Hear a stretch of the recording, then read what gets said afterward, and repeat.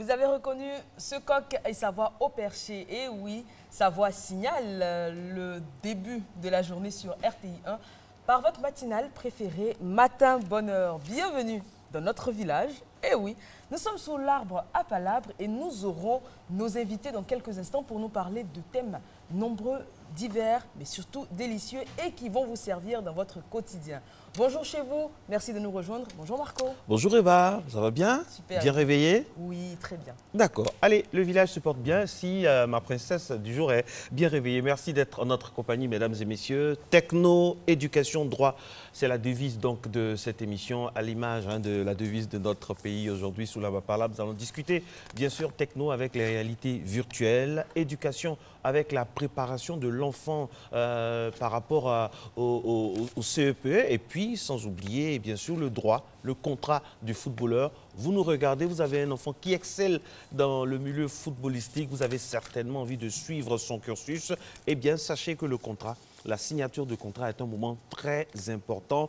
Comment ça se passe, de quoi il est composé, ce sera avec notre spécialiste droit maison, Maître Koné Kiyobien. Mais histoire de se mettre en appétit, au sens propre comme au sens figuré, nous allons ouvrir les vannes de cette émission en ayant une pensée pour Fatim Djidje qu'on va retrouver très bientôt, peut-être aujourd'hui, dans la revue de presse, sait-on jamais.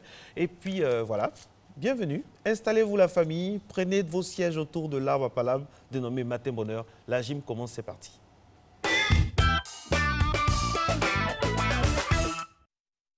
Bonjour à tous, bienvenue à cette séance de gym. Aujourd'hui, nous allons travailler le dos. Donc pour ce faire, vous allez avoir besoin d'un manche à balai, d'une paire d'haltères. Si vous n'avez pas d'haltères, prenez des bouteilles remplies d'eau ou bien de sable. OK? Et puis on va commencer. Allez là, on part, on tire. 1, 2, 3, 4. De l'autre côté. 1, 2, 3, 4. Allez, on bouge. 1, 2, 3, 4. Super. Allez, on descend plus loin, plus bas. Allez, 1, 2, 3, 4. On va regarder maintenant la main. Allez, 1, 2, 3, 4. On part de l'autre côté. On fait pareil. 1, 2, 3, 4. On tourne la tête. On regarde la main. 1, 2, 3 et 4. Super. On pousse juste les hanches vers l'avant. Là. 1, 2, 3 et 4. Super. Allez, premier exercice. On passe au sol. Allez, on va s'allonger. Là. Vous mettez les mains comme ça. Si vous êtes plus à l'aise dans cette position aussi, vous gardez les bras bien tendus. On va relever simplement le haut du corps en gardant les jambes au sol. Là. 1, 2, 3, 4, 5, 6, 7, 8, 9 et 10. Super. On va relever maintenant les jambes là. Les genoux ne touchent plus le sol. OK? Ce sont les cuisses qui sont les derniers appuis du corps au sol. Et on remonte encore. Top, allons-y. 1, 2, 3, 4, 5, 6, 7, 8, 9. OK. Dans cette position, il faut avoir la sangle abdominale vraiment bien contractée, OK, pour pouvoir vous permettre de mieux vous balancer. Le prochain exercice qu'on va faire, on va prendre le manche à balai. OK. Là. Prenez le manche à balai. On écarte les mains, les bras un peu plus larges que la largeur des épaules. OK. On garde les jambes au sol. On relève la tête. Là. On tire et on ramène. 1, 2, 3, 4, 5, 6, 7, 8, 9 et 10. Super. Allez, on souffle. On respire un peu. OK. 5-10 secondes. Et on va y retourner. Allez, cette fois-ci, ceux qui peuvent vous lever les jambes derrière, OK, pour pouvoir avoir encore plus de contraction. 3, 2, 1, go. 1, 2, 3, 4, 5, 6, 7, 8, 9 et 10. Super. Allez, on pose le manche à balai. On va prendre maintenant les haltères. OK. Voilà. On reste à genoux. On se met en position de fente avant. Là. Le genou reste bien posé au sol. On met un haltère dans chacune des mains.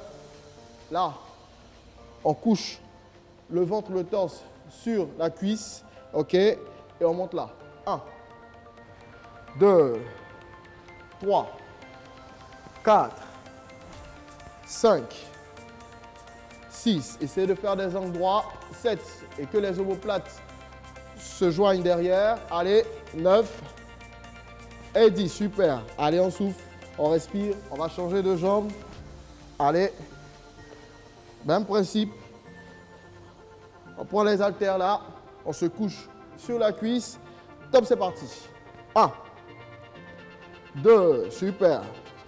3, 4, ça vous permet de garder le dos bien droit. 5, 6, 7, 8, 9. Ok, super. Allez, dès que vous finissez, vous posez les haltères au sol. Là, on tire. Allez, tirez. Détendez-vous, respirez, soufflez. Allez, on se balance. On va vers l'avant. Là, on regarde le plafond, le ciel. Allez. On revient dans la même position que tout à l'heure. Là. On couche la main opposée dans l'espace que l'autre main fait avec la jambe. OK. Allez, on part de l'autre côté, on fait pareil.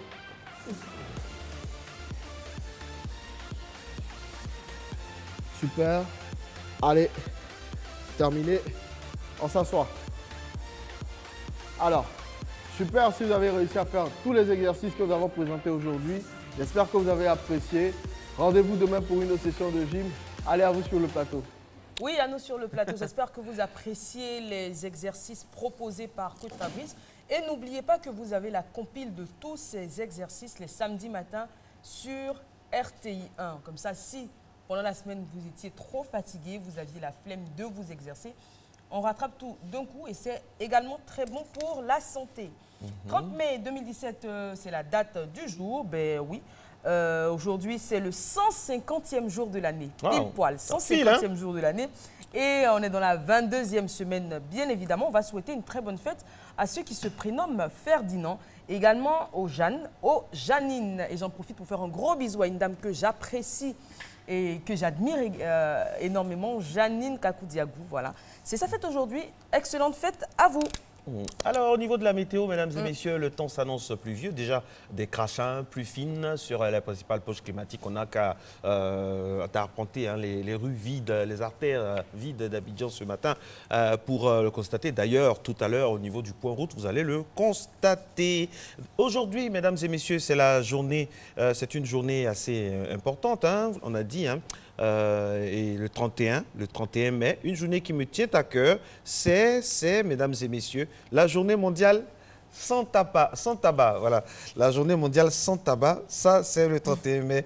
J'espère que ce sera respecté, n'est-ce pas Eva? Exactement, donc c'est pas interdit de fumer, mais c'est très mauvais pour la santé, donc on va éviter au maximum. Vous pouvez répéter, s'il vous plaît. OK, alors aujourd'hui, nous sommes le 30 mai 1778. On se rappelle d'une grande figure de l'histoire de l'humanité, surtout au niveau culturel, Eva.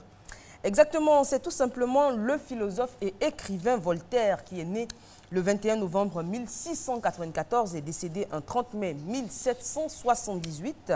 De son vrai nom, François-Marie Arouet, c'était un écrivain et philosophe né, donc je l'ai dit, en 1694, il a été le symbole des Lumières. Il fut leader du parti philosophique attaché au progrès et à la tolérance, prônant une monarchie libérale et modérée. Ayant courtisé les monarques toute sa vie, donc il a entretenu avec eux des relations changeantes au fur et à mesure. Il a été emprisonné à la Bastille, puis forcé à l'exil du côté de l'Angleterre. Il est l'auteur d'une œuvre colossale dont Zadig, Candide, traité sur la tolérance, et compte parmi les plus connus. Voltaire aujourd'hui fait partie des figures de proue de la culture française et internationale. Il appartient vraiment au patrimoine de l'humanité. Bonne fête aujourd'hui aux Ferdinand, on l'a dit, et également au Janine. Ferdinand, sa variante masculine. Fernande, il y a Fernande aussi qui s'est faite aujourd'hui. Et il y a Fernande à la programmation RTI2, qui en fait gros bisous. Okay. Ferdinand, sa variante masculine, Ferdinando et sa forme féminine, Ferdinande. Et puis l'événement tant attendu est arrivé enfin, presque, c'est pour ce samedi, c'est l'élection de Miss Côte d'Ivoire 2017, celle qui portera le flambeau et l'étendard de la beauté ivoirienne sur les scènes internationales pendant une année. Donc la finale, ce sera donc ce samedi 3 juin à 21 h au Sofitel Abidjan, donc communément appelé Hôtel Ivoire. Et on rappelle que l'événement est organisé en partenariat avec la RTI. Et Marco, sur les réseaux sociaux, on assiste à de véritables campagnes presque... des campagnes. Moi, j'ai ma candidate. Hein. On ne dira pas. Si, je veux le dire. Bah, vous n'allez pas influencer. Laissez-moi le dire. Ma candidate, c'est la représentante de Béoumi. Voilà. À l'unanimité dictatoriale du jury de Matin Bonheur, c'est la Miss Matin Bonheur. Première dauphine, Christelle Akoussa. Deuxième dauphine, donc Soro félicité. Kadi Fadiga, donc, est la chaperonne et celle qui voilà. Non, mais c'est vrai qu'on se rend compte qu'il y a de grands enjeux qui sont en jeu, c'est le cas de le dire, parce que les campagnes... Vous savez de quoi vous parlez, non, les campagnes qu'on voit sur Facebook, ce sont des moyens qui sont déployés. Mais ça fait plaisir, hein, ça fait bouger la toile. Et puis bon, c'est vrai qu'on a toutes nos candidates préférées, on ne le dira pas pour ne pas influencer. Mais voilà, on espère que celle qui portera donc la couronne et l'écharpe cette année sera vraiment belle, non seulement à l'extérieur, mais également à l'intérieur et surtout aura une tête pleine. Parce qu'aujourd'hui, dans les concours internationaux, il s'agit vraiment de défendre le pays qu'on représente en disant des choses sensées et vraies. Alors aujourd'hui, on n'oublie pas aussi que c'est la journée mondiale pour le droit aux origines. Depuis 2014, il existe une journée mondiale consacrée au droit, connaître ses origines. Voilà, c'est un combat initié par un collectif de coordination des actions pour le droit à la connaissance des origines. La journée du 30 mai donc, a été mise en place pour donner une plus grande visibilité à cette cause. Ce n'est pas honteux, il faut connaître d'où on vient. Moi, par exemple, j'ai des origines du côté du Bénin et donc j'en suis fier, mais je suis ivoirien, très fier également, de par ma mère. Eva, elle a des origines du Ghana, donc voilà, oui. c'est ça. Et même, voilà. On remonte plus loin de l'Égypte, hein, parce que les Akans viennent de l'Égypte. Voilà. Mais sinon... c'est ça qui fait notre pluralité. Pour être plus proche, j'ai des origines de Béomi par ma mère et de Béomi par mon père. Et du Ghana de façon... Vous comprenez bien l'anglais d'ailleurs. D'ailleurs, vous allez nous lancer le point route en anglais. Ma broda. Là, c'est la chantilly. Là. Alors, on y va pour le point route, jingle.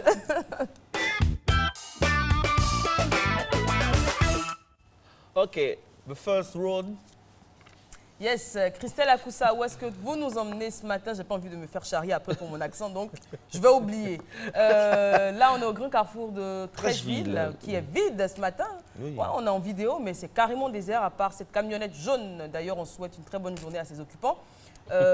Voilà, il n'y a pas grand monde qui circule ce matin. Alors, Christelle Akoussa m'a promis qu'il y a tous les points route, ça c'est une très bonne nouvelle. Là, nous sommes à Koum City, si vous préférez, Koumassi, porte d'entrée de notre capitale économique, avec un trafic qui est en train de se mettre petitement en place. Tout va bien du côté de Koumassi. Où est-ce qu'on se rend à présent, Christelle? Au plateau, aux deux plateaux? Alors, quand on parle du plateau, c'est soit le pont, voilà, exactement, ou alors on serait sur le boulevard Lagunaire. Alors là, on est sur le pont de Gaulle. De Gaulle, oui, voilà, de Gaulle. Le pont de Gaulle, là-bas, qui s'éveille tout simplement ce matin, comme vous avez pu le voir.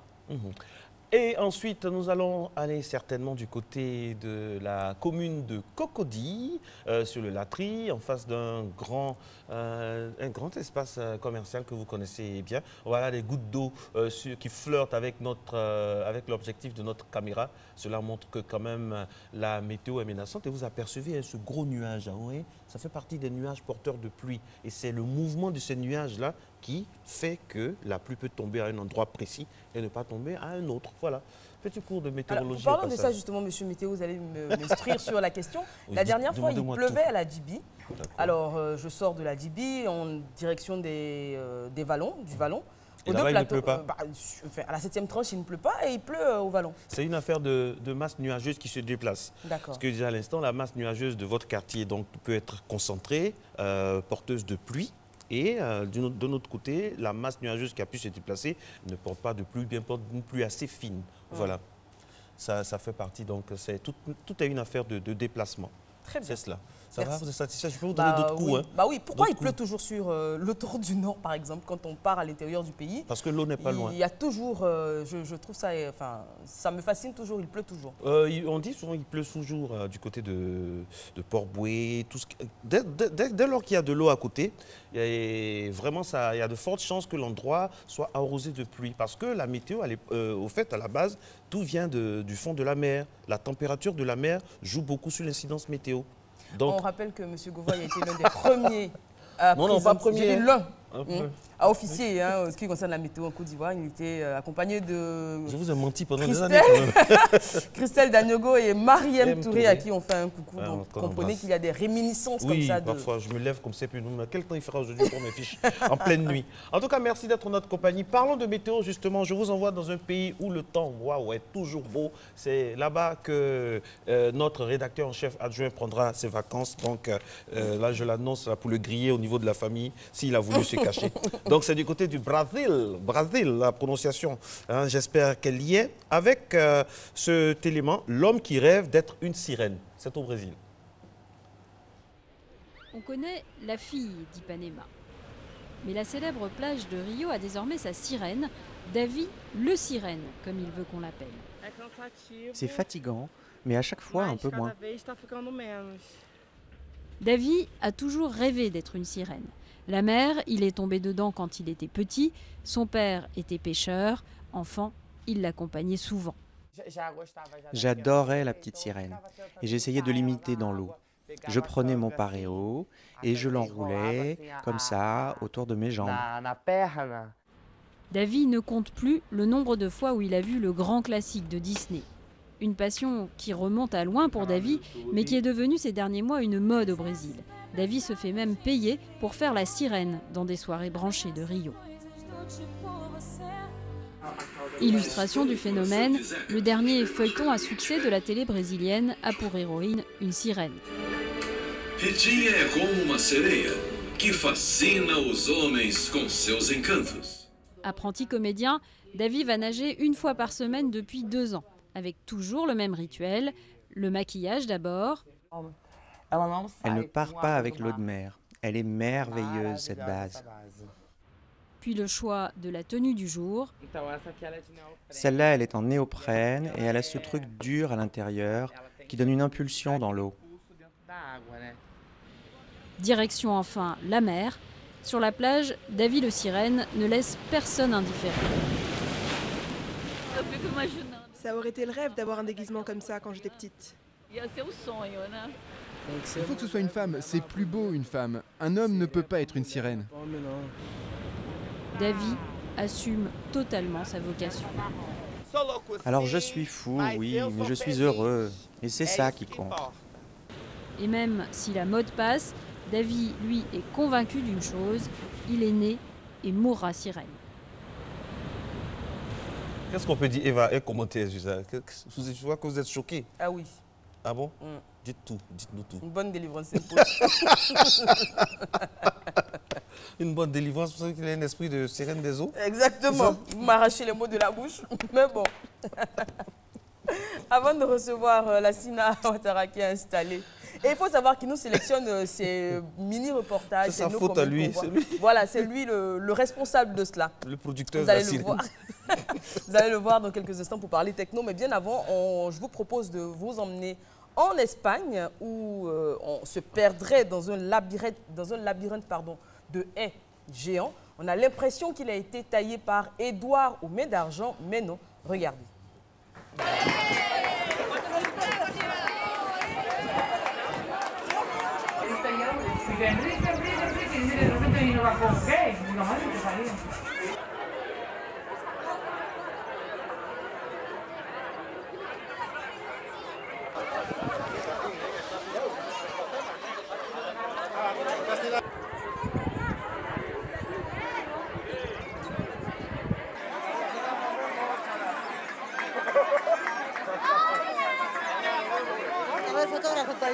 ¿Seguro? ¿No has visto la indicación?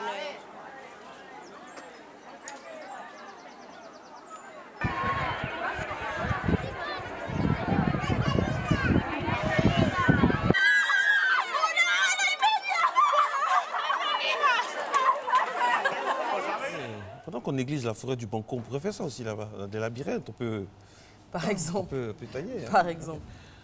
Ça va bien? Ça va très bien. Monsieur Lassine Ouattara est avec nous, c'est le Red Chef. On a, vous savez, à la fin de la saison, on va donner le surnom de chacun. Quoi. Oui, franchement, oui, et puis oui. on aura des séances imitation, parce qu'après, là, au bureau, pour décompresser, il y a des séances imitation. Et le plus fort dans ces séances d'imitation, là, c'est... 3 points de suspension. Allez, il est avec nous. Avec lui, on va parler de réalité virtuelle. Chaque fois qu'il est là le mardi, il s'agit bien sûr de techno. Voilà, c'est parti.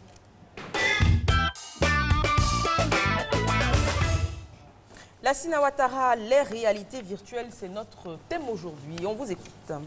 Alors, la réalité virtuelle, bien sûr, on a notre monde qu'on voit tous les jours avec ses couleurs, avec sa beauté, avec tout ce qu'on peut imaginer, ses senteurs, etc.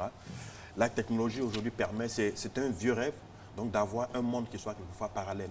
Et ce monde parallèle, on va dire qu'aujourd'hui, la technologie est en train de l'inventer à travers la réalité virtuelle. Et la réalité virtuelle, qu'est-ce que c'est? C'est tout simplement la possibilité en fait, de s'immerger dans un monde créé de façon artificielle par la technologie. Aujourd'hui, je ne sais pas si vous connaissez les casques de réalité virtuelle. J'aurais voulu donc envoyer un. Voilà, 3D qui permet de voir tout à fait. Pour ceux qui ont quelquefois des smartphones plus évolués, etc., notamment ceux qui ont des iPhones ou alors des Samsung ou alors des téléphones comme des Huawei, vous avez la possibilité. Je vous demande simplement donc de découvrir ce petit film qui explique en fait un peu ce que c'est que la réalité virtuelle. Ok. La réalité virtuelle recourt à la technologie pour immerger totalement l'utilisateur dans un monde virtuel en le coupant de la réalité. Pour vivre l'expérience, les utilisateurs ont besoin de casques et systèmes permettant le suivi des mouvements. Le concept existe depuis longtemps, mais la technologie n'a que très récemment permis aux entreprises de produire des simulations crédibles et à commercialiser la réalité virtuelle. Pour les experts, la réalité virtuelle pourrait être la prochaine plateforme phare pour les jeux vidéo, les échanges humains, voire la diplomatie. Elle pourrait être utilisée dans l'éducation pour offrir des cours virtuels ou permettre de revivre des événements historiques comme les premiers pas de l'homme sur la Lune. En médecine, les chirurgiens l'utilisent déjà pour préparer des opérations complexes du cerveau. L'ONU a produit un film en réalité virtuelle donnant une idée de la vie dans un camp de réfugiés syriens.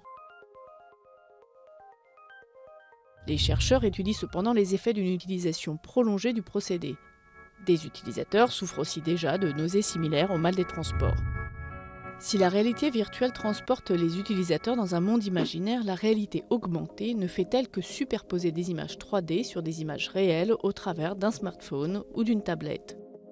Le phénomène Pokémon Go en est un bon exemple. L'application utilise les outils de géolocalisation des smartphones, leurs fonctions graphiques et caméras pour cacher des créatures virtuelles dans le monde réel. La réalité virtuelle semble être prête à conquérir le marché du jeu vidéo, mais des analystes prévoient déjà que la réalité augmentée la supplantera d'ici quelques années, en particulier sur les smartphones et tablettes. Moi, je reste toujours un BA devant cette augmentation-là. Franchement, on passe à un autre niveau. Chaque jour, on parlait à l'instant de Pokémon Go, ça a disparu comme c'est venu. Ça passe tellement vite. Comment se retrouver sans son casque de réalité virtuelle? Sans son casque de réalité virtuelle, c'est d'apprécier donc les choses avec beaucoup de réalité, tout simplement. Et de pouvoir utiliser la technologie comme il le faut, avec beaucoup, on va dire, de circonspection, bien sûr. Alors, on parle de réalité virtuelle, on parle également de réalité augmentée. C'est quoi la différence ou est-ce que ce sont des notions qui sont similaires? Alors, à première vue, ça pourrait être on va dire des concepts similaires, sauf que la réalité augmentée, en plus d'avoir de la réalité, vous ajoutez des images en 2D, en 3D, etc. Donc, pour pouvoir interagir en fait, avec la réalité.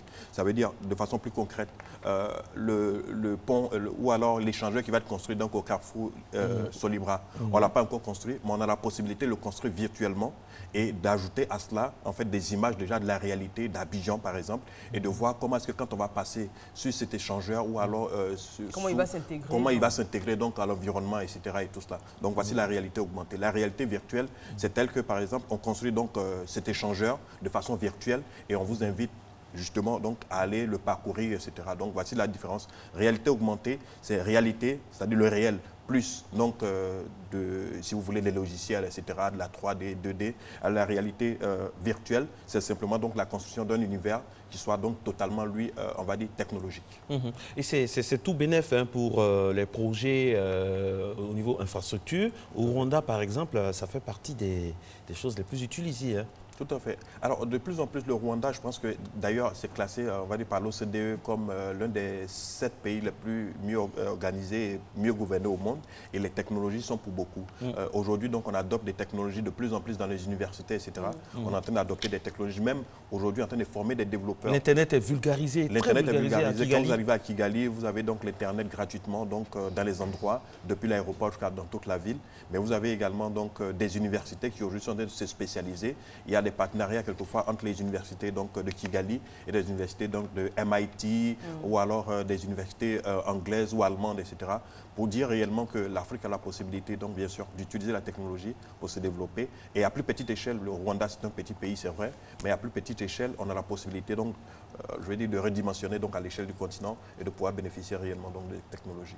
Alors quand on parle de réalité virtuelle qu'on a pu voir, on a l'impression que ce n'est que pour le divertissement, notamment les jeux vidéo, les films, etc. Mais on se rend compte qu'en médecine également, ce sont des technologies qui sont très usitées et Dieu merci.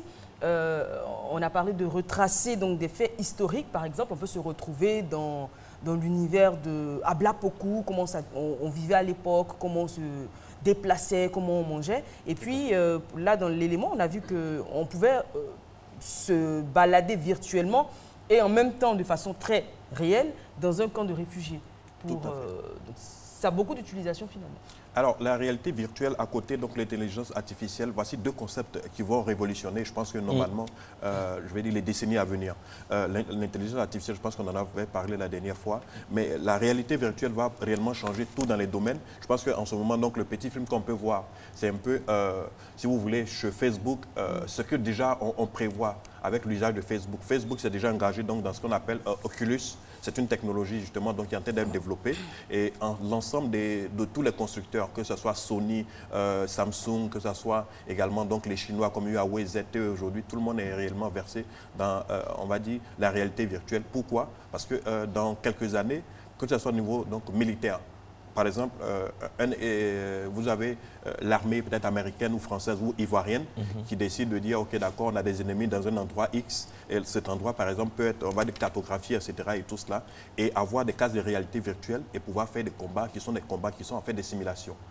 Également, dans la médecine, c'est possible. Vous avez, par exemple, un étudiant qui vient de finir ses études, mais qui a jamais fait d'opération du cœur. Vous avez la possibilité, donc, à travers la réalité virtuelle, donc, de lui apprendre comment faire donc, une opération donc, à cœur ouvert, etc. Pareil pour les pilotes et aussi pour les entraîneurs de football par rapport au schéma de jeu des équipes adverses. Je rappelle que c'est un procédé qui est très utilisé par les grands entraîneurs. Déjà, José Mourinho, entraîneur donc, de Manchester, et puis Massimo Allegri, entraîneur donc, de la Juve, la vieille dame, qui sont très à fond. Il y a un département spécial dans les grands clubs qui se charge donc, de tout ce qui est technologie. Et la réalité virtuelle fait partie intégrante de ces systèmes-là. Tout à fait. C'est pour ça que vous allez voir, par exemple, les jeux. Aujourd'hui, les jeux vidéo de plus en plus donc, se jouent avec des casques de réalité virtuelle. Et c'est ce même procédé pratiquement qu'on utilise. Vous avez la possibilité, par exemple, de jouer un match de football, mais vraiment en pleine immersion, ou alors un match de basket en pleine immersion, parce que la technologie, avec les réalités, les casques virtuels... On va vous prendre pour de fous si on vous regarde de loin. Oui, mais ce que j'ai retenu également dans l'élément explicatif, c'est que des études sont menées en ce moment pour voir les inconvénients à long terme, éventuellement, s'il y en a, parce que c'est vrai que la technologie est aussi proche du corps, pratiquement dans les yeux, pratiquement dans le corps, c'est peut-être pas anodin. Hein. Déjà, des symptômes tels que le mal, la nausée qu'on peut ressentir lors de longs trajets en voiture. Mais il faudrait peut-être faire un peu attention quand même. Oui, tout à fait. En fait, si vous voulez... moi, je dis toujours la technologie, c'est la réalité. Si vous êtes donc dans une très grande vitesse, quelquefois, il y a des gens qui ne supportent pas. Si vous êtes, par exemple, dans l'avion ou en altitude, il y a des gens qui ne supportent pas. C'est comme quand vous êtes en bateau, etc. Donc, c'est tout cela, tous ces aspects-là qu'il faut étudier parce que la technologie est toujours nouvelle. Pour qu'elle se démocratise, il faut donc beaucoup de recherche pendant des années. Et une fois donc qu'elle est acquise, après, on a la possibilité de faire bien sûr, des études pour voir quels sont les, on va dire, les agissements ou alors les réactions donc, sur l'individu. Merci beaucoup, Lassina Ouattara. Avec vous, nous parlions donc toujours avec passion, avec beaucoup de plaisir de réalité virtuelle, réalité augmentée. C'est un monde que vous connaissez bien. Nous sommes dans la réalité du conducteur de Matin Bonheur qui va vraiment s'étendre maintenant pour aller successivement au niveau donc, de la météo. Météo avec une réalité chose séquentielle, on va dire ça comme ça. Et puis on va avoir Maïsako qui va nous présenter le premier numéro du journal sur RTI 1 et donc dans Matin Bonheur. C'est parti.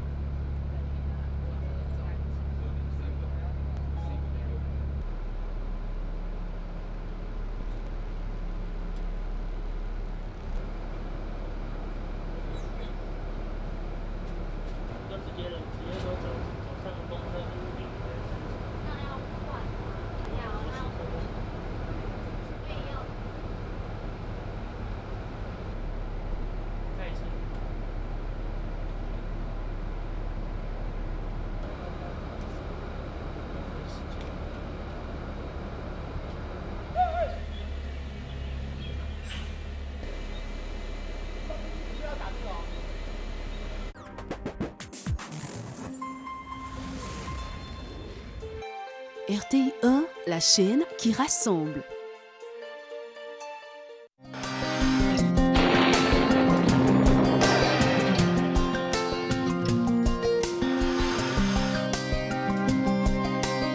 MTN, everywhere you go.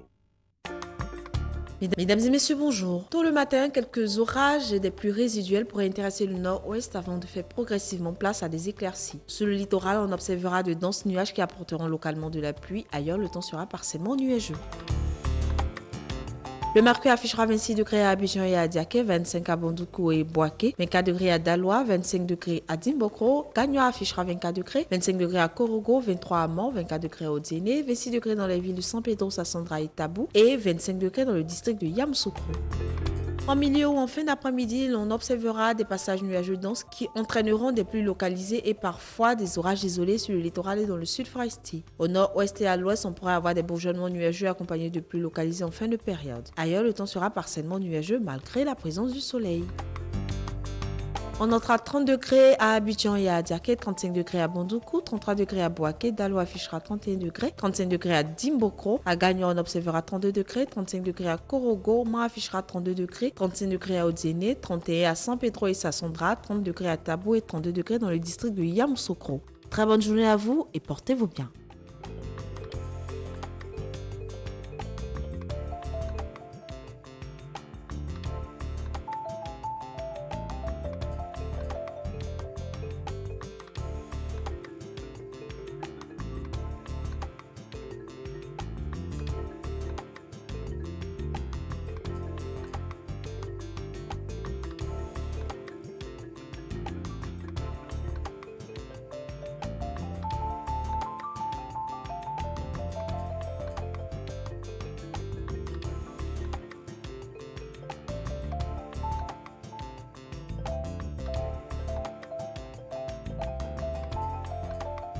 MTN, everywhere you go.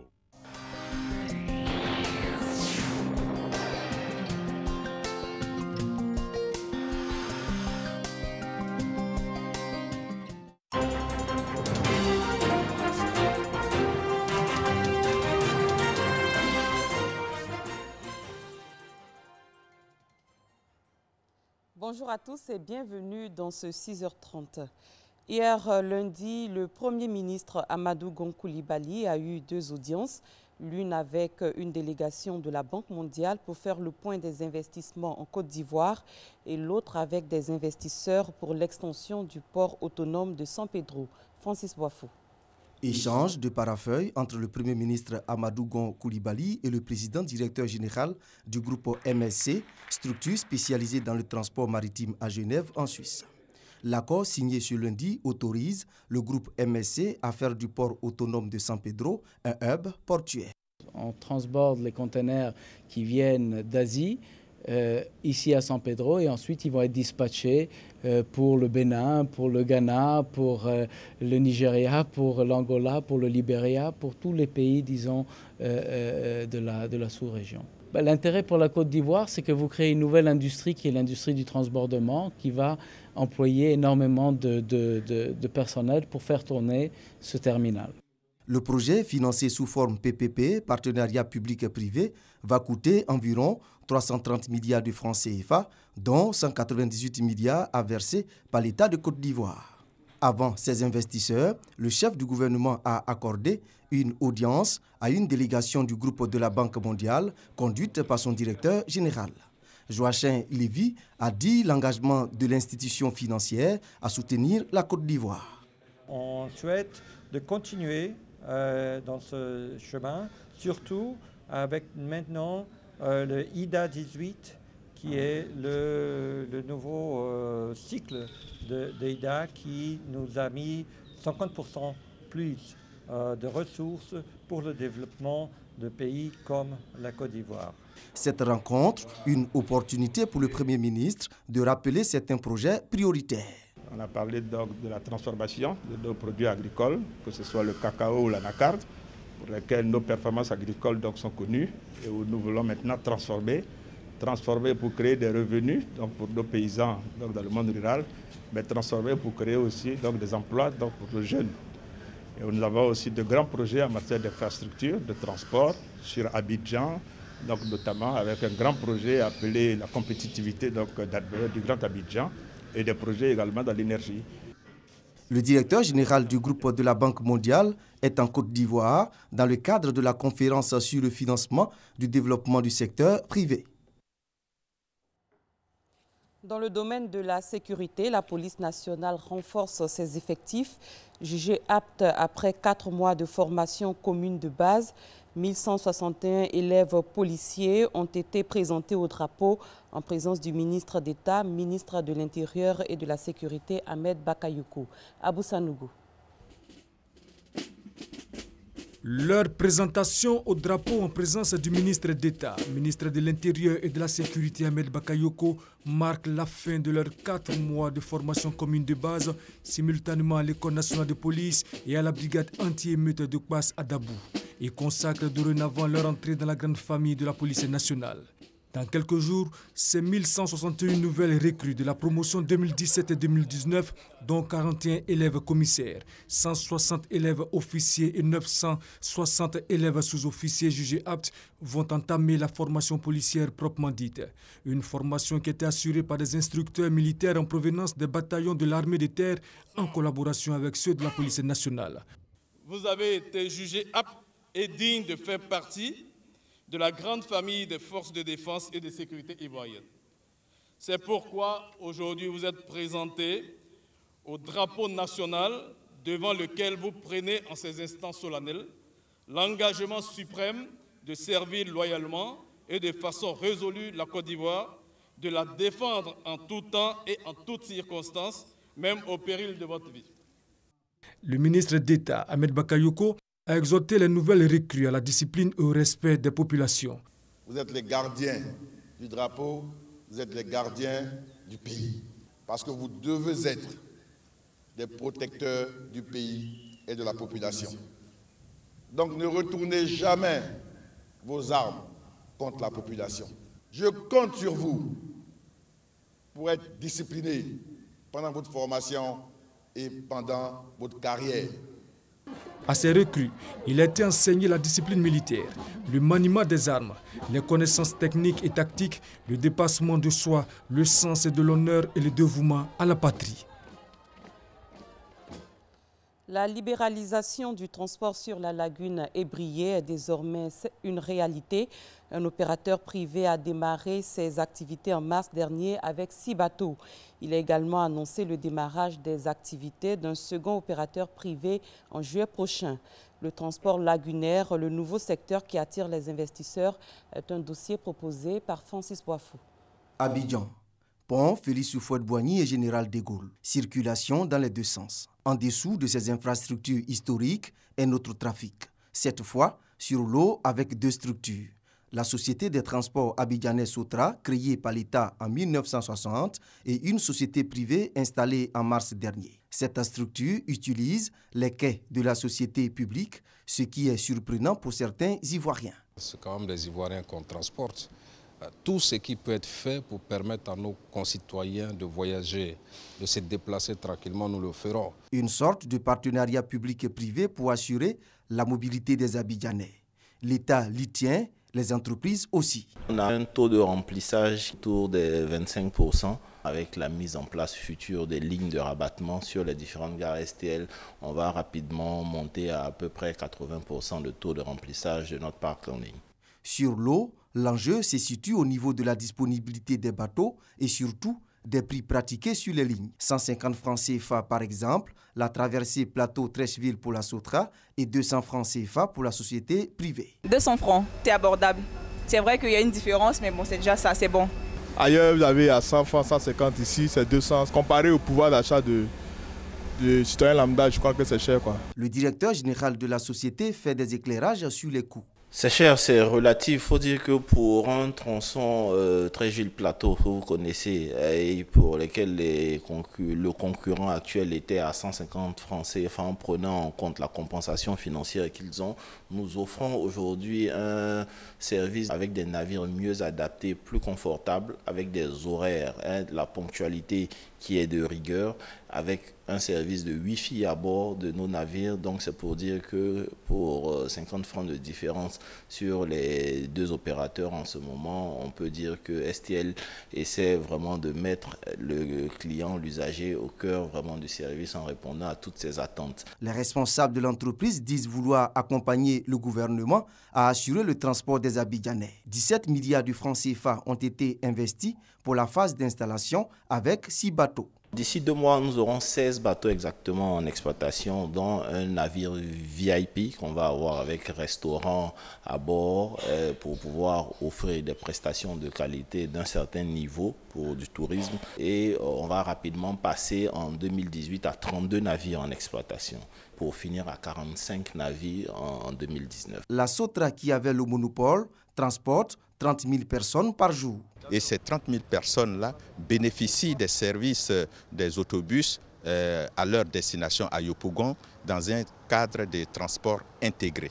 Parce que vous prenez votre ticket au plateau, avec le même ticket, vous arrivez à Bobo-Doumé, vous empruntez un autobus pour arriver à votre destination finale. Nous allons continuer à construire des bateaux ici comme on le fait et nous allons aussi chercher de nouveaux constructeurs pour avoir des bateaux de nouvelles générations avec de nouveaux designs. C'est une véritable bataille engagée, tant au niveau économique qu'en termes d'occupation de la lagune entre la Société des transports abidjanais Sotra et la Société de transport lagunais STL, même si des 2 côtés, on n'ose pas parler de concurrence. Nous avons poussé donc ces sociétés-là à alléger donc la souffrance des Ivoiriens. La Sotra peut utiliser donc les bateaux de la STL. La STL devra aussi donc transporter les passagers donc de la Sotra. Donc il faut que nous puissions organiser donc tout cela. Ce qui importe pour le gouvernement, c'est faciliter le transport des Abidjanais. Un 3e opérateur est déjà à Abidjan. Il s'agit de la compagnie ivoirienne des transports Citrans avec un premier bateau d'une capacité de 240 places. 6 autres sont attendus d'ici au 7 juin prochain. Suivra en juillet le lancement de la ligne Yopougon-Trècheville-Plateau avec des prix allant de 250 à 500 francs CFA. 250 francs pour les passagers en classe économique et puis 500 francs pour les classes VIP en climatisé. Dans notre modèle, nous nous rapprochons des populations à travers la construction de gares et nous lui évitons les dépenses liées à l'interconnexion. Il faut ajouter les commodités que nous apportons. la rapidité. Il fait 20 minutes au lieu d'1h30. Zoumana Bakayoko annonce des innovations concernant l'achat du ticket. On a mis un système intégré de billettique qui permet à l'usager, à travers son portable, à travers un système de communication via les téléphonies, de savoir à quelle heure arrive exactement le bateau dans sa gare. Éviter les longues files et pouvoir prendre naturellement son ticket depuis son portable. Dans nos gares, vous avez des cybercafés, des boutiques. Cela permet à l'usager qui n'est pas encore prêt pour l'heure de départ de s'occuper. Autant d'éléments qui aideront à résoudre le problème de transport dans la capitale économique. Une enquête révèle qu'1 500 000 personnes ont besoin de se déplacer les jours ouvrables à Abidjan entre 7h et 9h le matin. Ce qui justifie l'utilisation des moyens de fortune communément appelés PINAS. Nous sommes à Abobo-Doumé, dans la commune d'Atekoubé. Il est 8h. À la PINAS, c'est encore plus rapide. Voilà, donc c'est la PINAS actuellement qui nous aide à traverser. Donc nous sommes là pour ça. Et puis, Des individus nous empêchent de tourner. On a appris cependant que le trafic à Bobo-Doumé Plateau, Trècheville, coûte 150 francs CFA contre 200 ou 250 francs CFA ailleurs. Les PINAS sont les moyens privilégiés de transport pour beaucoup d'Abidjanais. Seul problème, la sécurité des passagers. En santé, le centre d'hémodialyse du CHU de Yopougon bénéficie de 5 nouveaux générateurs d'hémodialyse. Ces appareils ont été offerts par le maire de la commune de Yopougon en partenariat avec la Fondation Amal du Maroc. Ces dons d'une valeur de 300 millions de francs CFA visent à renforcer la capacité d'accueil des malades souffrant de l'insuffisance rénale. Frédéric Oulaï, Eugène Atoubi. 5 nouveaux générateurs d'hémodialyse qui vont considérablement améliorer le plateau technique du centre d'hémodialyse du CHU de Yopougon. Ce don de la municipalité porte à 10 le nombre d'appareils opérationnels pour le traitement des patients. Par cette remise, la capacité de traitement des malades est doublée en matière de dialyse. Et cela, nous le devons à la Fondation Amal du Maroc, qui, donc, dans une coopération avec la mairie de Yopougon, a décidé donc de nous offrir ces appareils. Les équipements qui viennent d'être donc offerts au CHU de Yopougon nous permettront, n'est-ce pas, donc d'améliorer la prise en charge des malades. Parce que les malades atteints donc de l'insuffisance rénale deviennent de plus en plus nombreux. Le centre d'hémodialyse de Yopougon accueille chaque semaine en moyenne 10 malades pour dialyse. Ceux-ci confrontés à un problème de disponibilité d'appareils. Et grâce à la mairie de Yopougon, les dialysés du CHU de cette localité peuvent entretenir l'espoir de meilleur suivi médical. Les médecins font tout pour nous soulager, mais c'est les machines qui ne sont pas en grand nombre pour pouvoir prendre beaucoup de personnes en charge. Et vraiment, disons merci à monsieur le maire parce que les 5 machines qui viennent d'arriver vont faire que le nombre va augmenter. Nous avons ici une unité de 7 machines et sur les 7 machines, actuellement, nous avons une machine en panne et une qui ne fonctionne pas très bien. Donc nous avons réduit pratiquement à 5 machines. Les 5 nouveaux générateurs d'hémodialyse sont des appareils de dernière génération. La Fondation Amal, partenaire de la mairie de Yopougon, se propose, au dire du maire de la localité, de prendre en charge la formation des utilisateurs. Hors de nos frontières, à l'issue du sommet du G7 tenu la semaine dernière, la chancelière allemande Angela Merkel a estimé que les Européens ne pouvaient plus totalement compter sur leurs alliés américains et britanniques. Angela Merkel a qualifié dimanche dernier de quasiment révolue l'époque où la confiance prévalait entre l'Europe et les États-Unis, mise à rude épreuve lors du voyage en Europe du président américain Donald Trump et un sommet du G7 agité. Le plus violent orage jamais enregistré à Moscou a touché la capitale russe hier lundi dans l'après-midi. Il y a eu au moins 13 morts. Plus d'1 millier d'arbres ont été déracinés, des toitures de zinc se sont envolées comme si elles avaient été faites de carton, des voitures, des feux de signalisation et des palissades de chantier ont été renversés. L'ouragan le plus meurtrier recensé jusqu'alors à Moscou datait du 21 juin 1998 et il avait fait 9 morts et 165 blessés. C'est la fin de ce 6h30. Merci de l'avoir suivi. Très bon début de journée à tous et à toutes. Merci Maï. Merci Maï Sako. Merci. Donc c'était la première session d'information sur RTI 1. Vous retrouverez un JT à 13h et un autre à 20h, sans oublier la dernière édition à 23h. Vous voyez donc que sur RTI 1, l'information occupe une place de choix. Puis il y a le flash également. Oui, il y a le flash à 10h et puis 18h, je crois. 18h, je crois bien. L'info en continu sur notre chaîne généraliste. Exactement. Ça va, Eva? Ça va super bien. On n'est pas trop faim? Pas trop pour le moment. Honnêtement. Non, ça va. Ça tombe bien parce que nous sommes de tout cœur, on n'a pas faim ce matin. Nous sommes de tout cœur avec nos frères et sœurs de confession musulmane qui, vous le savez, ont commencé à l'instar de Maï Sako. Donc le jeûne depuis, ça fait 2 jours maintenant. Toutes nos belles pensées. 4 jours. Ça fait combien? 4 jours déjà? Ça passe vite. Hein, bon voilà. Et puis on va faire un gros bisou à Madame Nendane également. Oui. Qui est juste en face. Voilà, c'est celle qui vous donne cette image. Voilà, exactement. Et puis cette année, en ce moment-là, Eva, c'est un peu dur parce que les jours sont plus longs que les nuits. Donc ça en rajoute encore au mérite qu'ils ont donc de jeûner en cette période-là. Force à vous. On est de tout cœur avec vous, amis musulmans, pour la rupture du jeûne, la bonne bouillie bien sucrée comme on l'aime. Vous pouvez passer au bureau de Matin Bonheur, tout simplement. C'est ici à la RTI. Et puis nous en donner pourquoi pas. C'est vrai qu'on vous soutient quand c'est difficile, alors quand on rend le jeûne et que c'est plus agréable. Pensez à nous également, on peut avoir des dates, tout ce que vous voulez. Merci et très bonne journée. Vous suivez donc RTI 1, c'est la matinale. Nous allons recevoir dans quelques instants Méliane Lorgne, bonjour, notre spécialiste éducation. Et nous allons parler, vous le savez, nous allons entrer dans le mois de juin, c'est le mois des examens, donc le CEP, le BEPC, également le bac. Nous allons parler d'abord des enfants aujourd'hui, comment préparer l'enfant à l'examen du CEP. C'est le premier véritable examen qu'il a à passer. Il y a beaucoup de stress. On se souvient que quand on était plus jeune, on entendait beaucoup de choses sur cet examen-là. Il y a le collège juste après, c'est un grand changement. Donc, il peut y avoir beaucoup de stress, beaucoup d'appréhension. Et c'est le rôle des parents de rassurer l'enfant et de bien lui faire comprendre que, voilà, c'est un examen, mais grandeur nature, on dira ça comme ça. Alors, on part avec Méliane. Nous, on a un reportage avant. Christelle Akoussa, on vous suit. Cette feuille de tôle en pleine broussaille. C'est un pan de la barrière de protection du rond-point d'Akwedo. Une infrastructure à peine vieille de quelques mois, déjà tombée en ruine. Dans les environs, presque tout le monde connaît le sort qu'a subi cette barrière. 2 des nombreux accidents de la circulation qu'on enregistre chaque jour ici.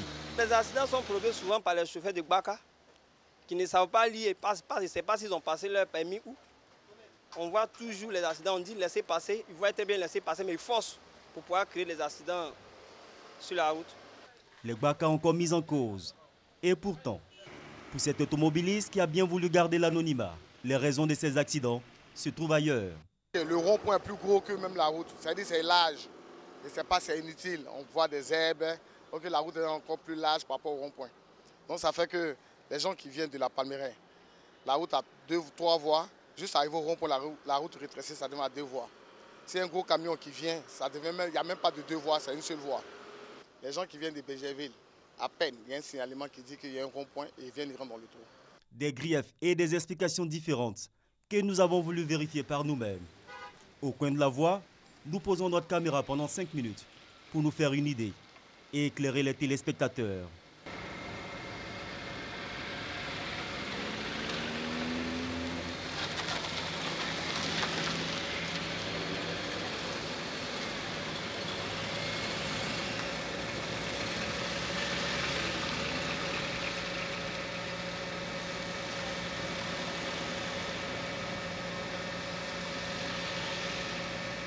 En attendant d'avoir les explications des concepteurs de ce rond-point, les automobilistes pensent qu'il doit être revu, en y ajoutant par exemple des feux tricolores.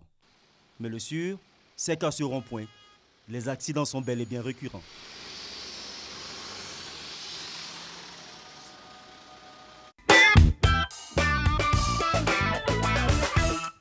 50 partout en Côte d'Ivoire. Merci d'être avec nous. Nous sommes à l'avant-dernière virgule, bien sûr, de cette émission. Nous parlons éducation. Je vous l'ai dit à l'entame de ce rendez-vous. Le triptyque de cette journée, c'est bien sûr éducation, techno et droit. Nous sommes bien sûr au deuxième niveau avec l'éducation maintenant. Nous avons le grand plaisir de retrouver Mme Miliane Log, donc psychologue et très versée dans tout ce qui est éducation.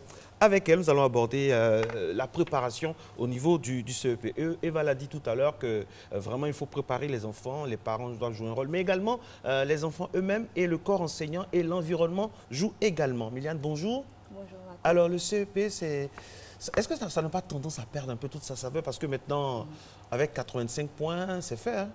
Effectivement, d'accord. Bonjour Eva, bonjour Marco. Merci. Il faut dire déjà qu'un des événements les plus importants et les plus attendus, c'est l'examen du CEP, qui est le certificat d'études primaires élémentaires. Voilà, c'est un examen. Le fameux CEP. Le fameux CEP, c'est un examen de transition entre le primaire et le secondaire.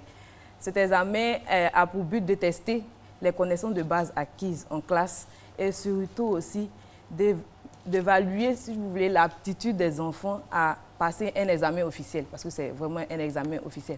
Alors l'enfant qui est appelé à passer cet examen, parce que c'est un examen officiel, il peut être soumis à beaucoup de pression, à beaucoup de stress, donc il a besoin que ce soit les enseignants, que ce soit les parents, que ce soit lui-même ou l'environnement, tous se prêtent vraiment pour qu'il arrive effectivement à passer cet examen avec, on va dire, moins de stress, avec plus de calme. Alors, comment ça se passe maintenant? Je ne comprends plus bien le processus. Il n'y a plus de concours, il y a juste l'examen ou c'est l'inverse? Marco parlait de 85 points. Aujourd'hui, un enfant qui est au CM2, comment est-ce que ça se passe pour qu'il soit admis en 6e? D'accord. Il y a de cela maintenant 2 ans, on ne parle plus d'entrer en 6e parce qu'avec 85 points, l'enfant il a le CPE et en même temps il est orienté. Donc il n'y a plus de concours. Quand on parlait de concours, il y avait une sélection. Par exemple, on prenait 85 points et après les 85 points, on allait faire une sélection. Par exemple, on va dire, si dans la moyenne, les enfants ont eu jusqu'à 110 points, on peut élever le nombre de points. Par exemple, on va dire 115 points, c'est pour l'entrée en 6e.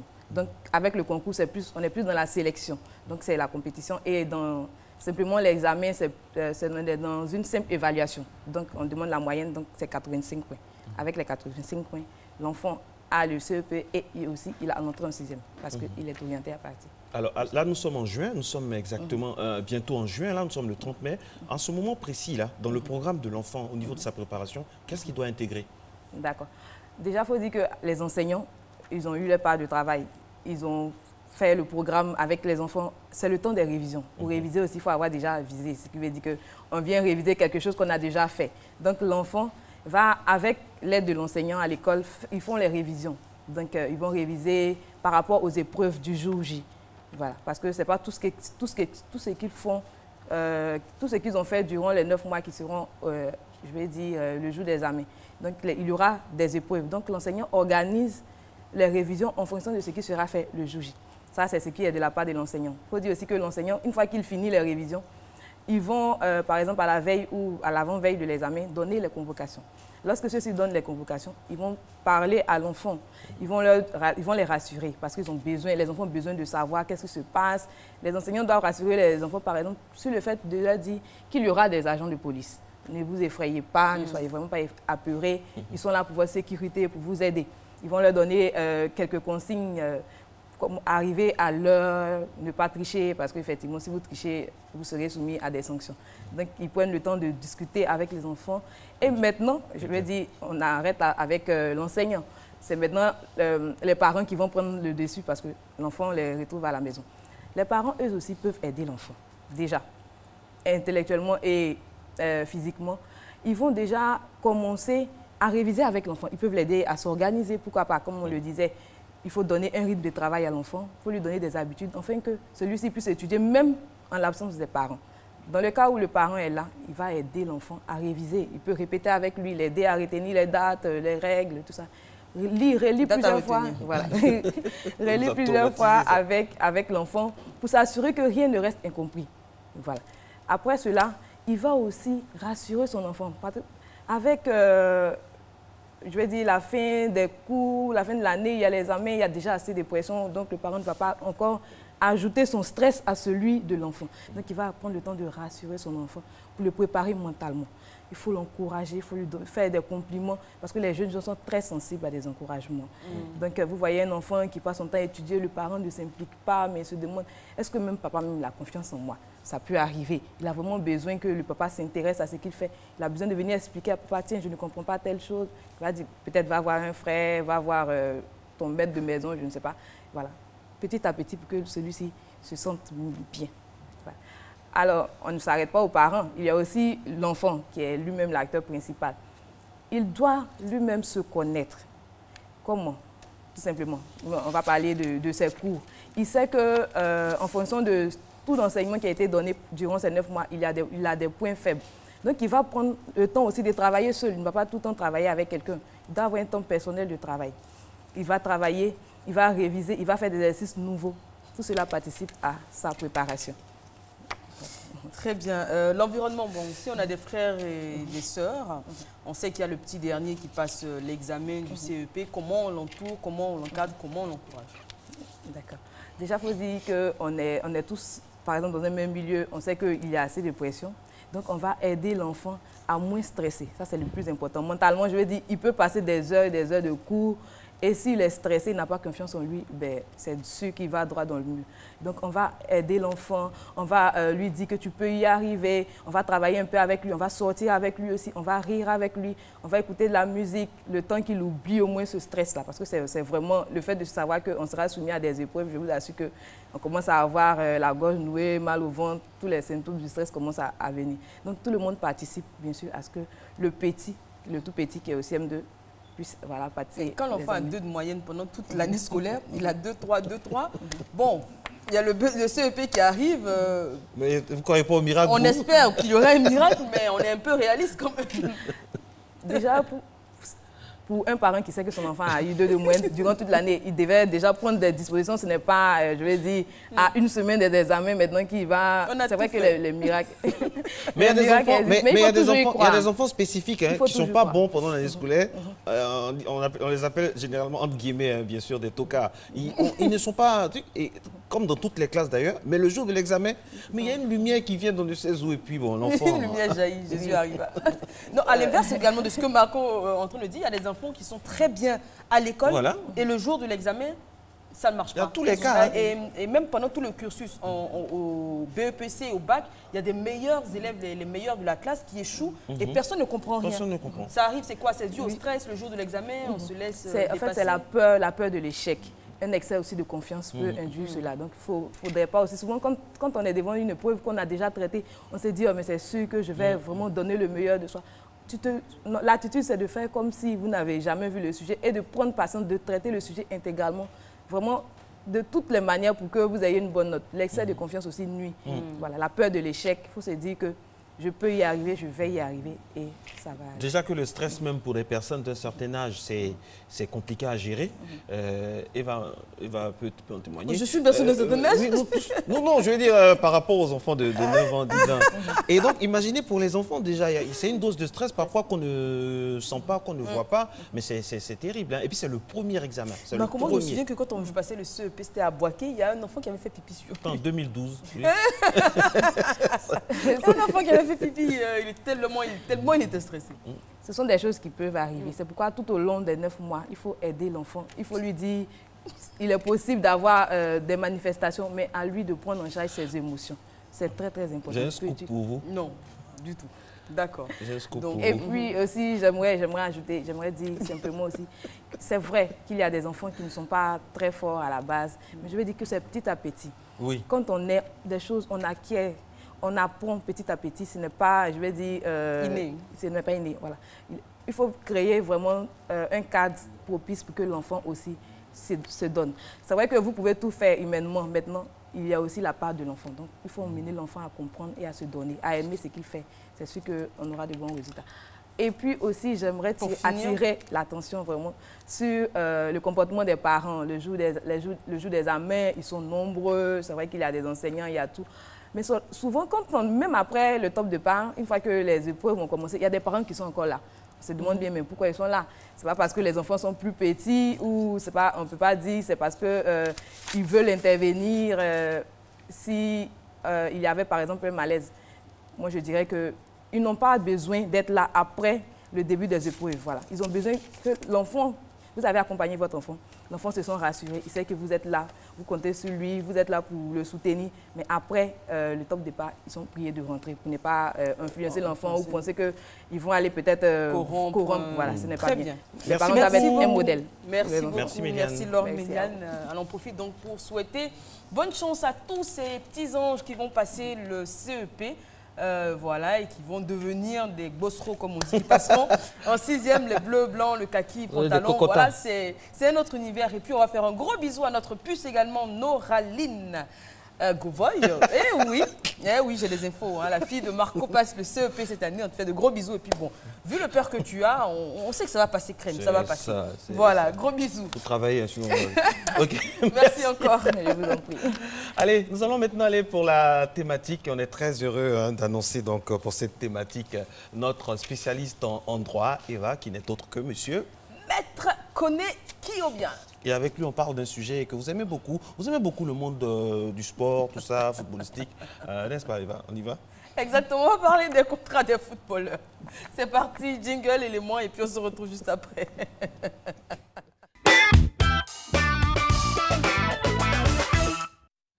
Monsieur Tapé Valdez est le responsable d'un centre de formation de football dans la commune d'Abobo. Il explique quels sont les différents types de contrats qui peuvent lier son centre de formation et les élèves qu'il forme. Ou dans notre cas, lorsqu'il s'agit d'un élève issu de notre centre à qui il trouve un contrat professionnel.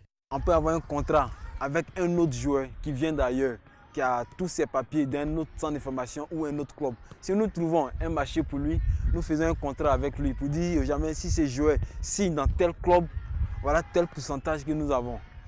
Mais pour les joueurs qui sont déjà affiliés avec nous, qui ont déjà la licence avec nous, là on a le gain au juste. Donc partout où un enfant va signer, même s'il va en Chine, il va au Qatar, jusqu'à sa mort, nous avons toujours nos pourcentages. Le contrat ne peut pas être rompu.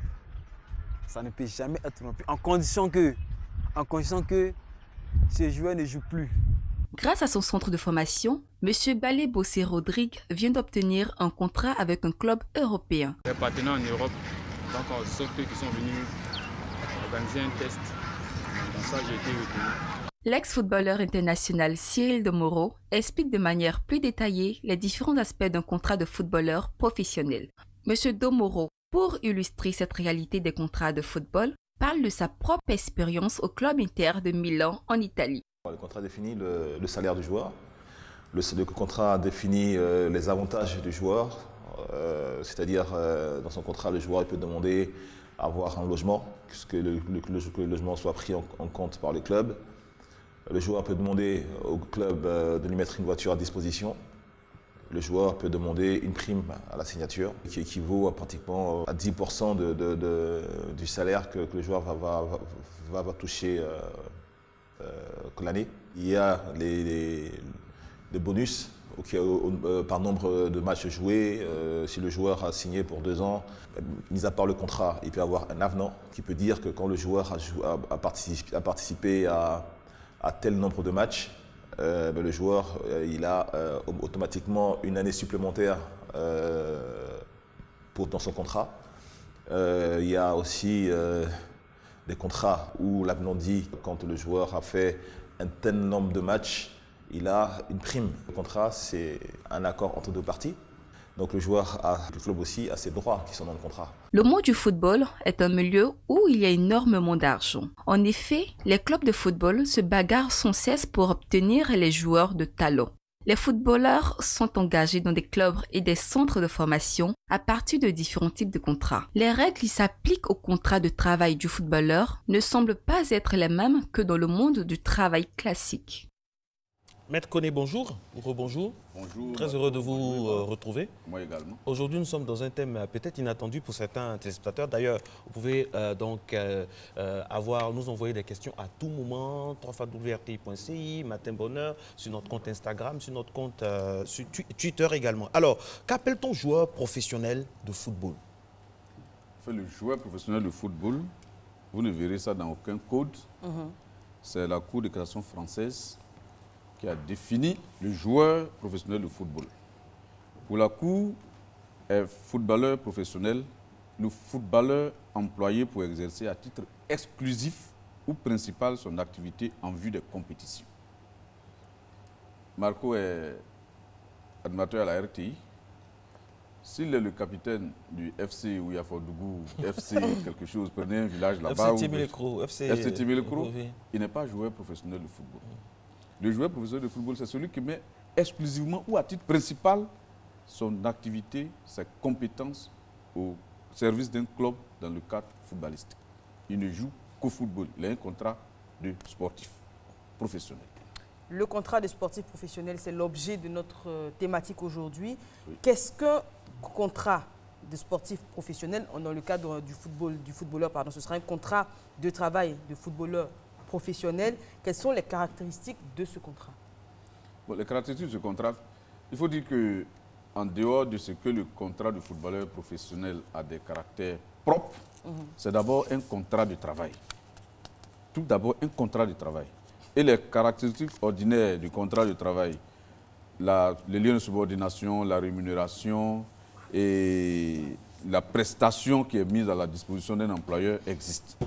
Mais de par sa nature spécifique, le footballeur professionnel est lié à son employeur par un contrat qui a des éléments qui peuvent vous dire exorbitants du droit commun, des éléments qui sont différents du contrat ordinaire.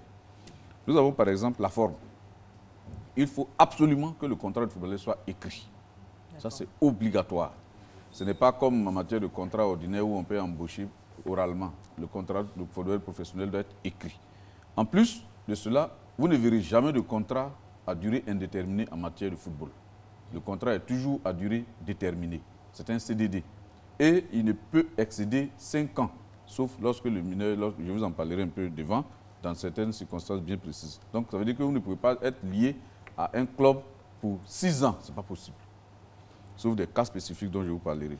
Et en plus, ce contrat doit être soumis à certaines formalités. Selon les fédérations, il doit être enregistré, il doit être homologué, il peut être soumis à des conditions bien précises, des examens médicaux, une assurance obligatoire, ainsi de suite. Et pour qu'il puisse commencer à s'appliquer, il y a d'autres éléments qui s'ils ne figurent pas, ne peuvent pas lui permettre d'être regardé comme contrat de footballeur professionnel. C'est bon, notamment l'enregistrement, parce que lorsque vous signez un contrat avec un club, il faut que le club l'enregistre à la FIFA. On vous demandera, pour la Côte d'Ivoire, quand il dit la FIFA, vous comprenez que c'est pour la Côte d'Ivoire, la Fédération ivoirienne de football. En France, on vous parlera de la Ligue de football professionnel, qui est la LFP. En Angleterre, on vous parlera d'autres choses. Dans d'autres pays, on vous parlera au Togo, au Ghana, c'est autre chose. Mais toujours est-il que la formalité de l'enregistrement, parce que vous ne pouvez pas être seulement lié à un club sans être inconnu de la fédération. Si vous êtes inconnu de la fédération, dans ces conditions, vous n'existez pas dans le fichier des footballeurs professionnels. Et puis, ce contrat doit être conclu à une période bien déterminée. Pour travailler dans une entreprise, à tout moment de l'année, en fonction des besoins, on peut vous appeler, on peut vous embaucher. Mais en matière de football, il y a ce qu'on appelle le mercato. Je veux dire le marché. Il s'ouvre selon des périodes bien déterminées. Et c'est en ce moment-là qu'on conclut le contrat. Lorsque cette période passe, on ne peut plus conclure le contrat. Et il y a le mercato d'été qui, selon les continents, change en fonction de soit vous êtes au pôle Nord ou au pôle Sud. Du moins, de côté, oui, soit vous êtes à l'hémisphère Nord ou l'hémisphère Sud, l'été ou l'hiver change. Et il y a ce qu'on appelle le mercato d'hiver. C'est une courte période pendant laquelle on court pour renforcer ses équipes. On achète, on vend, on achète, on vend, ainsi de suite. Et dans ce contrat, il y a certaines clauses. En matière de contrat de travail, lorsque c'est un CDI, comme entendez par contrat à durée indéterminée, on ne dit pas à quel moment le contrat va prendre fin. Et les règles du droit du travail prévoient en cas de démission les sanctions, en cas de licenciement abusif les sanctions. Mais en matière de football, il y a des clauses libératoires. Ce sont des clauses en réalité qui permettent aux parties de négocier déjà les conditions de leur rupture de contrat si la rupture intervenait avant terme. Parce que normalement, le contrat doit prendre fin à terme. Mais avant terme, le contrat peut être rompu pour une raison ou pour une autre. Pour une cause juste, pour une cause non injuste, ainsi de suite. Mais les parties peuvent déjà prévoir que si aujourd'hui Marco il est employé par FC, je dirais n'importe quoi, Témélécro et qu'il doit partir avant terme, voilà la sanction qu'il encourt. Si Témélécro le licencie avant terme, voici la sanction qu'il encourt. Donc ça veut dire avant de commencer déjà, chacun sait ce qu'il faudra payer. Et souvent les montants sont tellement énormes que personne n'a envie de le rompre avant terme. D'accord. Alors, dites-nous, maître, comment ce contrat prend-il forme concrètement?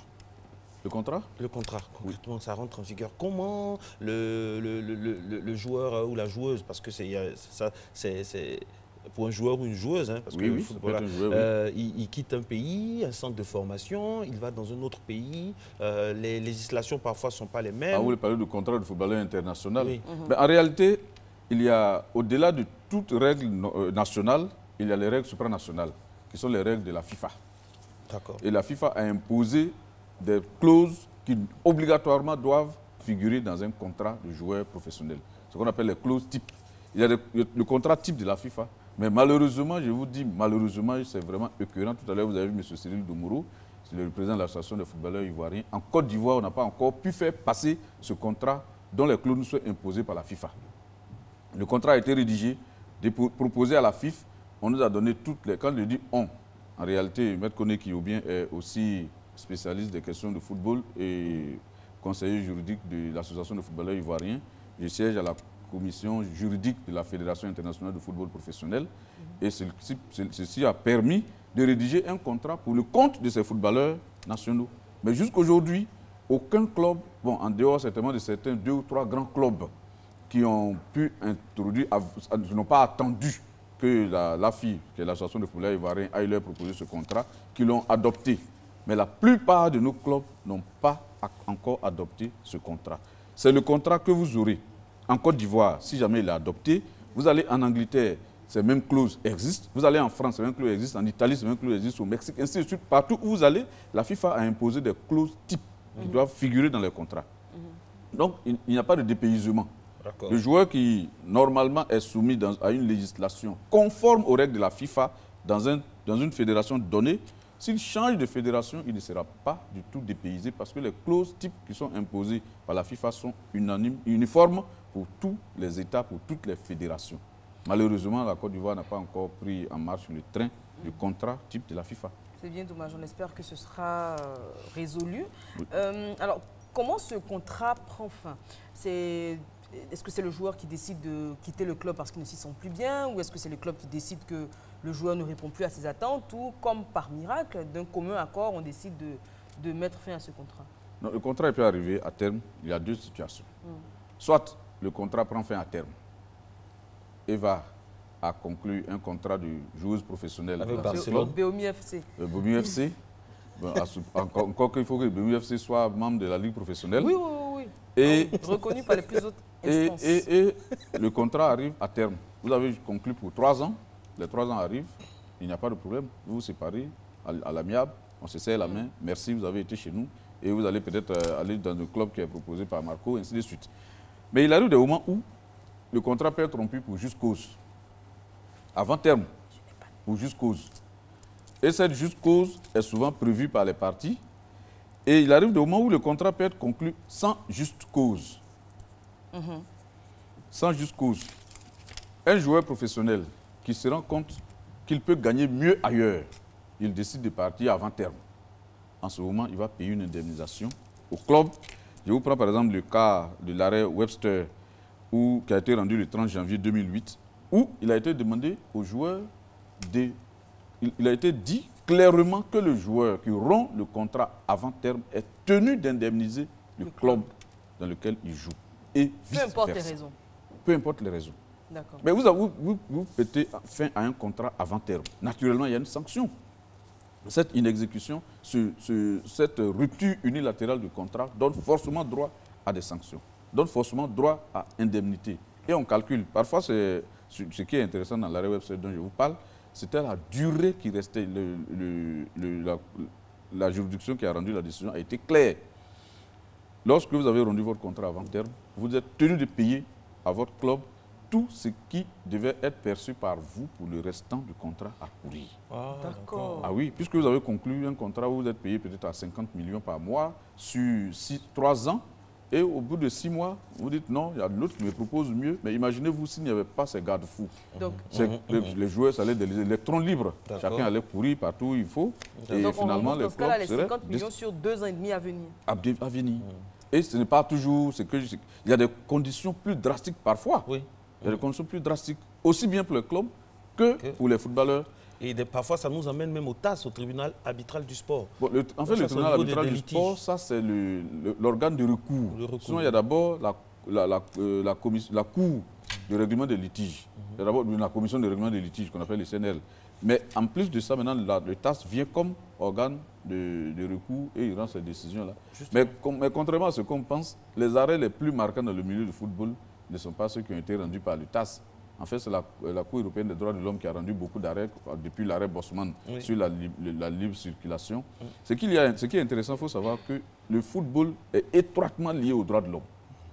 Ce qui fait que vous verrez que dans la jurisprudence du sport, il y a plus de décisions qui sont rendues par la Cour européenne. Parce que la Cour européenne, elle a l'avantage d'encadrer tout, d'avoir un large spectre, c'est-à-dire les États de l'Union européenne.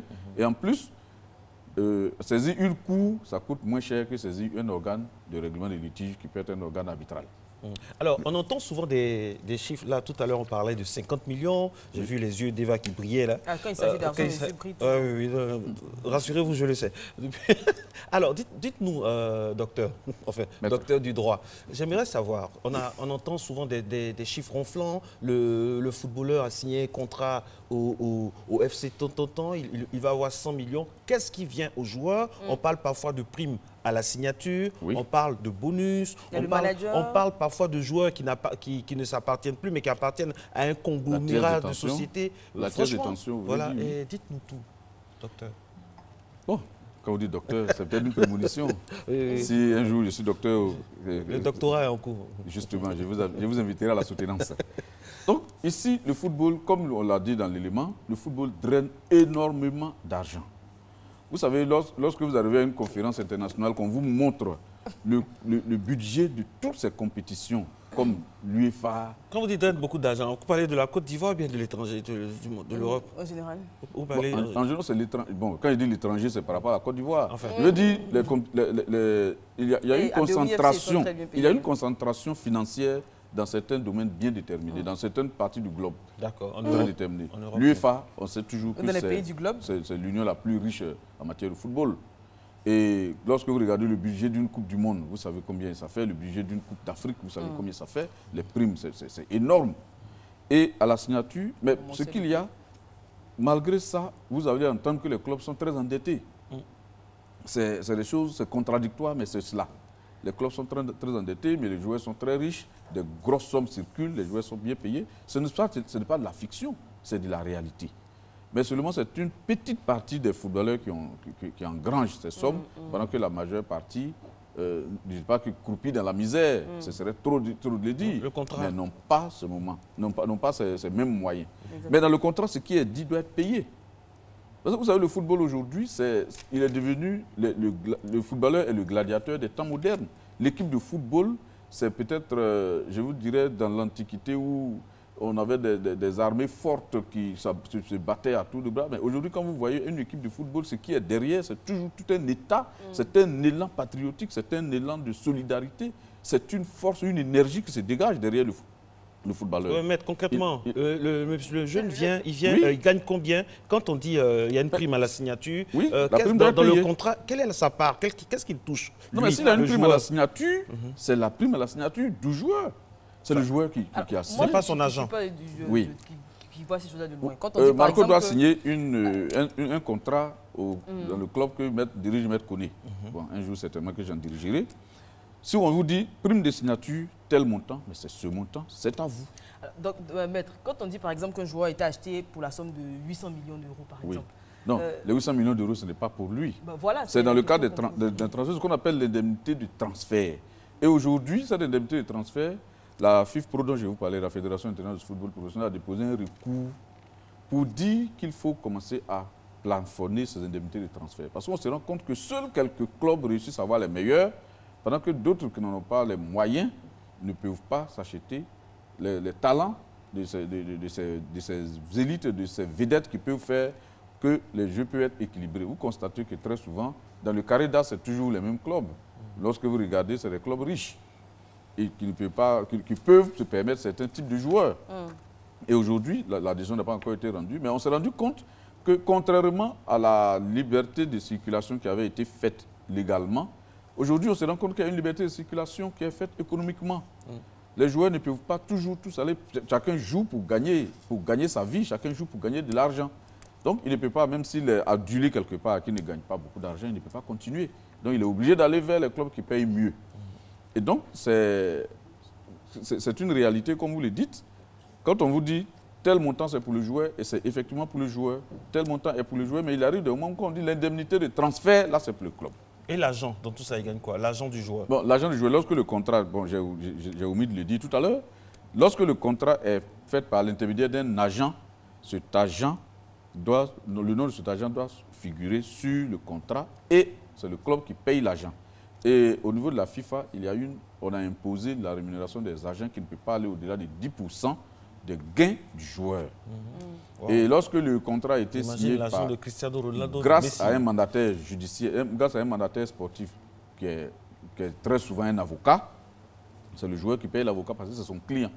Et en ce moment, les honoraires sont librement négociés entre le joueur et son avocat qui lui a permis de négocier le contrat. Sans l'agent de joueur, la rémunération ne peut pas aller au-delà de 10%. Et lorsque vous concluez un contrat d'agent de joueur, ce contrat ne peut pas aller au-delà de 3 ans. Le maximum, c'est 3 ans. Maître Marco parlait à l'instant du TAS. Ça m'amène à vous poser la question suivante. Donc, les organes de règlement de litige, parce qu'il peut en avoir dans le football. Et puis, quelles sanctions peuvent-elles, par exemple, prendre à l'encontre d'un joueur ou d'un club? La FIFA a imposé à tout État qui est membre de cet organe la création d'un organe autonome de règlement des litiges. Cet organe autonome de règlement des litiges prend la forme d'un organe tripartite dans certains États, il prend la forme d'un organe étatique dans d'autres, il prend la forme d'un organe hybride qui peut être composé de plusieurs personnes qui participent dans le milieu du football.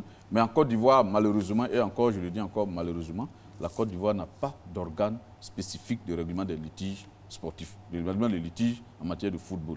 Donc, ce qui fait que souvent un joueur qui n'est pas payé est tenté de saisir le tribunal du travail.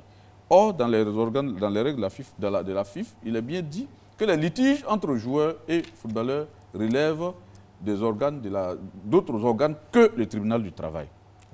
Et à la FIFA, ici, la Fédération internationale de football, Fédération ivoirienne de football, on a créé une chambre de règlement des litiges, une commission de règlement des litiges. Mais ça ne suffit pas.